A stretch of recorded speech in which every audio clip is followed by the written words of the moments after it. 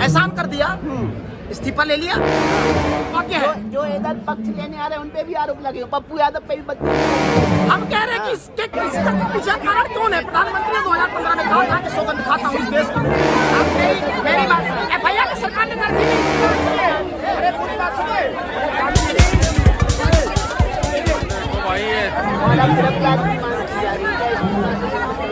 एहसान कर दिया, इस्तीफा ले लिया। इस देश के प्रधानमंत्री थे ब्रजभूषण, इस देश के मंत्री थे ब्रजभूषण, जिनके इस्तीफा देने के बाद भारत की GDP 0% पे आ जाएगी, जिनके इस्तीफा देने के बाद भारत में दोबारा गुजरात जैसा भूकंप आ जाएगा।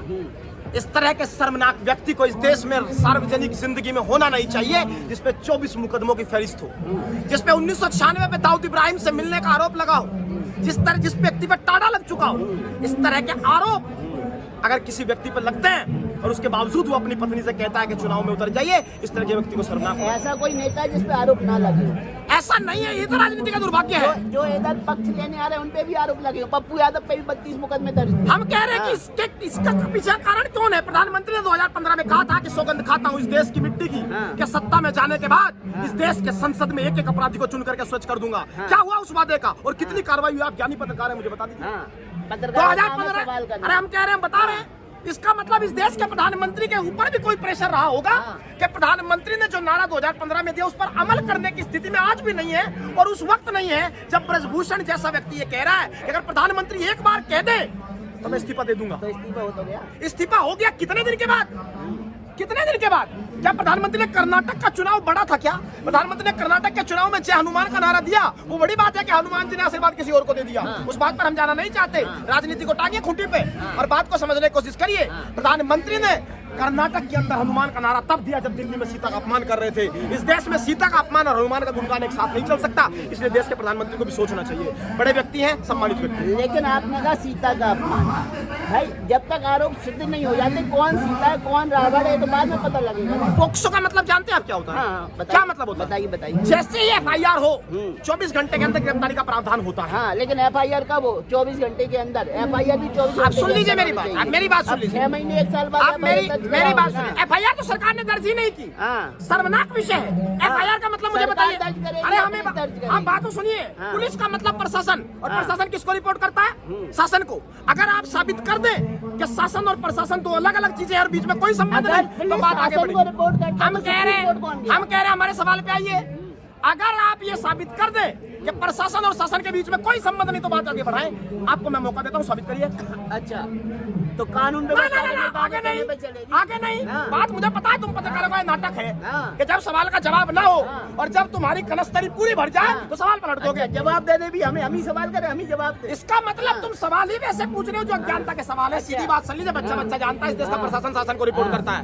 अगर इस देश का प्रशासन शासन को रिपोर्ट करता है, इसका मतलब जब गोल्ड मेडलिस्ट, क्या ये आम बेटियां हैं? ओलंपिक में गोल्ड मेडलिस्ट, कॉमनवेल्थ का गोल्ड मेडलिस्ट इस देश में सड़कों पर है। क्या छाप रहा होगा अंतर्राष्ट्रीय मीडिया? सवाल तो मैं भी करूंगा, आपको बुरा लगेगा। हम कह रहे हैं आप पूरा नहीं मानते साहब, हम गांधीवादी लोग। अच्छा, श्रद्धा बालकर जिसके 35 टुकड़े किए गए थे, उसके पक्ष में आप क्यों खड़े नहीं हुए थे? उसके खिलाफ तो कोई भी खाप पंचायत नहीं है। क्या वो देश की बेटी नहीं थी? क्या वो बड़ी बेटी नहीं थी? क्या छोटी बेटी हो ना, मेडल लाना ही सब कुछ है। जो मेडल लाएगा वही देश की बेटी है। कई बेटियों के साथ बलात्कार हुआ, लेकिन उनके फेवर में तो उतनी आवाज नहीं उठती है। ना खाप पंचायत इकट्ठी होती, ना किसान आंदोलन के लोग यहाँ आते। अगर कोई एक मीडिया बाइट, कोई एक साक्ष्य आप इस देश में साबित कर दें कि हम किसान लोग 35 टुकड़ों के समर्थन में थे, तो समर्थन में नहीं थे, लेकिन समर्थन देने भी तो नहीं आए। समर्थन देने के क्यों नहीं आए?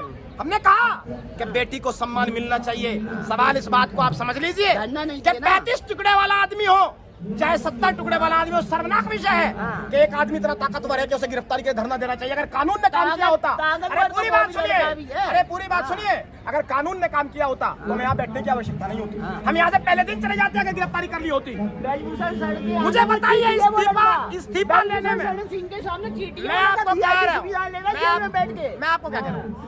अगर प्रशासन ने और शासन ने कार्रवाई कर दी होती तो हमें यहाँ बैठने की जरूरत नहीं होती। मैंने क्या कहा? ब्रजभूषण सिंह के सामने वो लड़का चीटिए जिसने श्रद्धा बालकर का मर्डर किया, 35 टुकड़े। हम क्या कह रहे हैं? भी बिल्कुल करवाओ भाई, किसने मना किया? सबूत मिलेंगे तब ना। किसने मना? अरे देश की सरकार है, फास्ट ट्रैक कोर्ट में मुकदमे ले जाओ। किसने रोका है? हमने रोका है। देश के प्रधानमंत्री को चिट्ठी हमने लिखी है, फास्ट ट्रैक कोर्ट में सुनवाई मत कराइए, कराइए आप। इस देश की हर मामले हम बता रहे हैं दिक्कत कहाँ है।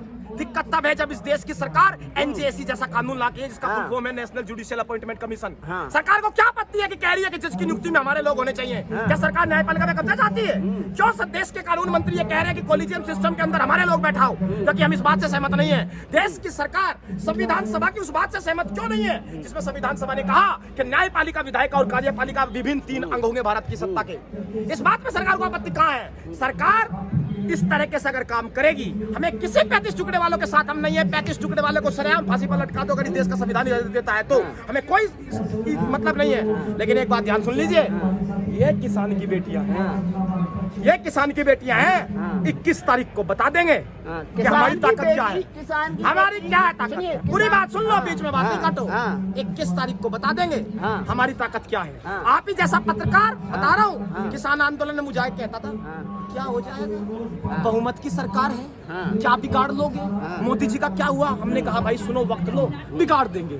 फिर आ गए, बारिश आ रही है, बिना बात भीग रहे हो, क्या बिगाड़ लोगे? हमने कहा कोई बात नहीं होगा। 26 तारीख को इस देश का किसान सड़कों पे आया, ये क्या कर दिया? तुम देश विरोधी हो। जो व्यक्ति ढोलक बजा रहा था जय मोदी जय मोदी जय कानून, मोदी जी अचानक आए, कानून निरस्त, बोला बेकार कानून, बेकार कानून, मोदी जी ने एहसान कर दिया कानून। मतलब लाए थे तब भी एहसान किया, निरस्त किया तब भी एहसान किया। एक तरफ तो ठीक है मामला। एक और भी सवाल करना चाहता हूँ, इस देश की मीडिया का 161वां नंबर आया 180 में से। कितनी लंबी तरक्की इस देश की मीडिया ने की है, इसमें नंबर देता कौन है मीडिया? मैं क्या, हाँ यही कह रहा है, ये नंबर देता अर्नब गोस्वामी, हम बता रहे हैं। ये नंबर देता सुधीर चौधरी, और ये नंबर देते हैं रूबी का लियाकत। BBC नहीं देती। पूरी बात सुन लीजिए, रूबी का लियाकत जी, रूबी का लियाकत जी पूरे आंसुओं से कह रही थी आज मेरा गला भरा हुआ है, बेटी पे अत्याचार हुआ है, मैं रिपोर्टिंग नहीं कर पा रही हूँ। क्या ये बेटियां नहीं है इनके लिए? आज क्या बेटी नजर नहीं आ रही है? क्यों? हम बताते हैं। कौन सा मीडिया हाउस है जो बेटियों की आवाज नहीं उठाया है? यहाँ के डिबेट नहीं की है, यहाँ तो उनकी बात नहीं रखी है। हमको अनपढ़ आदमी समझ रहे हो? आप समझो क्या हेडलाइन चलाता है, हेडलाइन के नीचे बताता हूँ, आज हो जाएगा पहलवानों का इलाज। ब्रजभूषण ने खोली पहलवानों की पोल, जिसमें 84 मुकदमे हो। ऑन कैमरा जो ये कह रहा हो कि मैंने मर्डर किया और मैं बाहुबली हूँ, वो आदमी पोल खोल देगा हम किसानों की। उसके 70 पीढ़ियां लग जाए तब पोल नहीं खोल पाएगी। मीडिया भी ढोलक बजाए और ये देश भी ढोलक बजाए। जब इस देश का किसान सड़कों पे निकलता है ना, वो पत्रकारिता भी जानता है, उसी का लड़का IAS भी बना है। और वो जो मीडिया पहलवानों को समर्थन देने आ रहा है वो भी ढोलक बजा रहा है। अरे हम कह रहे हैं कि भाई जो मीडिया सरकार से पैसा लेने के बाद, हम मान रहे, देखिए आप देश का मीडिया स्टेटमेंट आपके पास, अरे हम क्या कह रहे हैं, कितना हम कह रहे हैं, हम बता रहे हैं, स्टेटमेंट बता रहे हैं, इस देश में एडवर्टाइजमेंट बजट सरकार ने बढ़ाया, ये तो आंकड़ा होगा आपके पास है ना भाई, आंकड़ा है ना। तो देश की सरकार ने किया क्या? मीडिया गुलाम क्या हुआ, इसके पीछे कहानी समझा देता हूँ मैं आपको। पहले मीडिया के सामने धर्म संकट था भाई साहब। क्या संकट था? कि मीडिया हाउस भाई कोई भी चैनल चलाने के लिए 150-200 करोड़ रुपए चाहिए, रिपोर्टर, सैटेलाइट, तमाम चीजें। वो क्या करते थे, किसी भी दुकानदार के पास, ब्रांड के पास जाते थे, साहब आपका एडवर्टाइजमेंट हम चला देंगे और आप हमें उसके बदले पैसा दे दीजिएगा।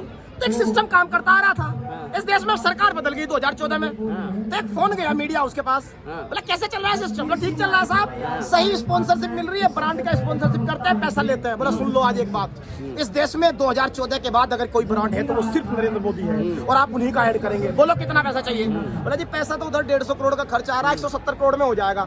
कोई बात नहीं, फोन लगाया, आज ही इस देश का एडवर्टाइजमेंट बजट बढ़ा दिया जाए।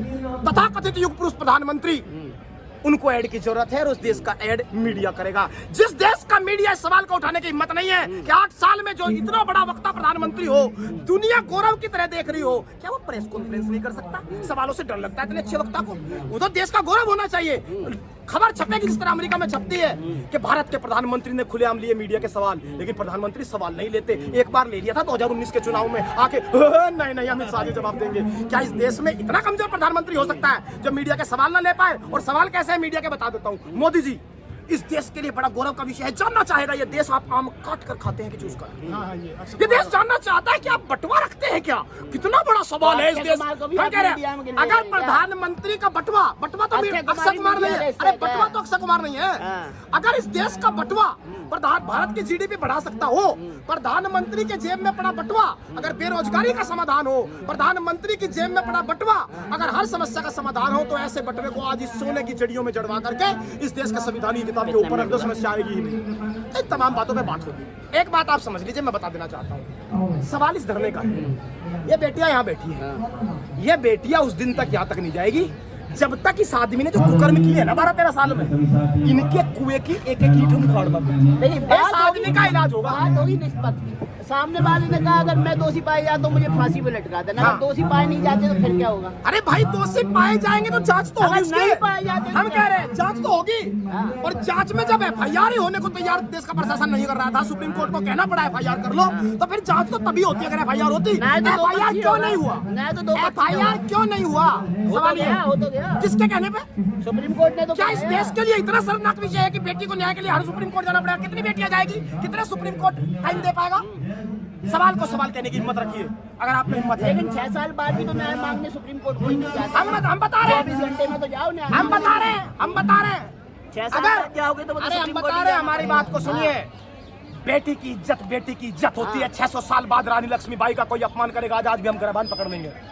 तुम ये कहेंगे कि रानी लक्ष्मीबाई 600 साल पहले थी, सिद्ध तो होगा। अपमान सिद्ध होगा जांच से। हाँ तो जांच होने तो दो। अब सुनो, होने के पहले अब सुनो मेरी बात। कोई एक आंकड़ा बता दो कि हमने जांच में अवरोध किया हो। दिल्ली पुलिस स्टेटमेंट लेने आई कि हमने नहीं दिया। लेकिन जांच से पहले गिरफ्तारी की मांग भी तो आप ही कर रहे हो। जांच से पहले गिरफ्तारी की मांग इसलिए कर रहे हैं क्योंकि एक आदमी जो ऑन कैमरा कह रहा है मैं लोगों को गोली मार देता हूं। 10% सबूत तो पेश करो। जो आदमी या गोली मार देता है, बेटियों की इज्जत का सबूत चाहते हो? मुझे अरे बात सुनो, कुछ भी कह दो कि हम मान लेंगे। मुजफ्फरनगर के अंदर, पूरी बात सुनना, बीच में बात नहीं काटना। मुजफ्फरनगर के अंदर अभी 3 दिन पहले जजमेंट आया है दंगे के केस में, गैंग रेप का। उस कोर्ट के स्टेटमेंट को गौर से पढ़ लेना। उसमें कोर्ट ने कहा कि यौन शोषण और बलात्कार का कोई सबूत नहीं होता, वहाँ कोई कैमरा नहीं चला होता। पीड़िता के बयान की ईमानदारी को सबूत मानते हुए हम इनको मुर्कैद देते हैं। तुम क्या इस देश में यौन शोषण का सबूत चाहते हो? न्यायालय दे देना फांसी की सजा, तो कौन ना मंजूर करेगा? मंजूर है, न्यायालय दे तो सही सजा। कौन दे? न्यायालय दे। तो जिस देश में एफआईआर ही ना हो रही हो, अगर काम होगा तो मिलेगी सजा। मैं क्या कह रहा हूँ, क्या इस देश में हर चीज का इलाज न्यायालय है? तो फिर सरकार क्या मूंगफली बेचेगी? हटा दो सरकार। तो सरकार फांसी पे चढ़ाने लगेगा लोगों को। हम क्या कह रहे हैं? सरकार तो बुलडोजर चला रही है ना। अरे सरकार बुलडोजर चला रही है ना, फांसी पे तो नहीं चला अरे रही है। बुलडोजर नहीं, सरकार गोलियां भी चला देती है। जाट आंदोलन में देख लेना किस तरह गोलियां चली। आंकड़े गवाह है, सरकार गोलियां चलाती है, छाती पर गोलियां चली जाट आंदोलन में, और भुगतने वाले लोग थे।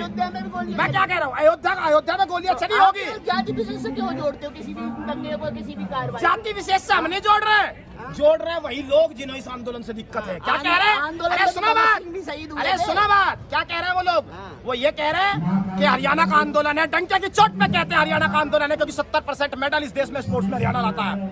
अगर हरियाणा स्पोर्ट्स में इस देश का गुमान बनेगा तो इस देश का सम्मान भी बनेगा, याद रखना। चलिए, धन्यवाद। तो आपने सुना राय, और भाई ने जो बोला आपसे, आप उससे कितने सहमत है? कि आपको भी लगता है कि भाई सब कुछ सरकार कर सकती है? आप भी अपने कमेंट सेक्शन में राय रखें अपनी। जय हिंद, वंदे मातरम।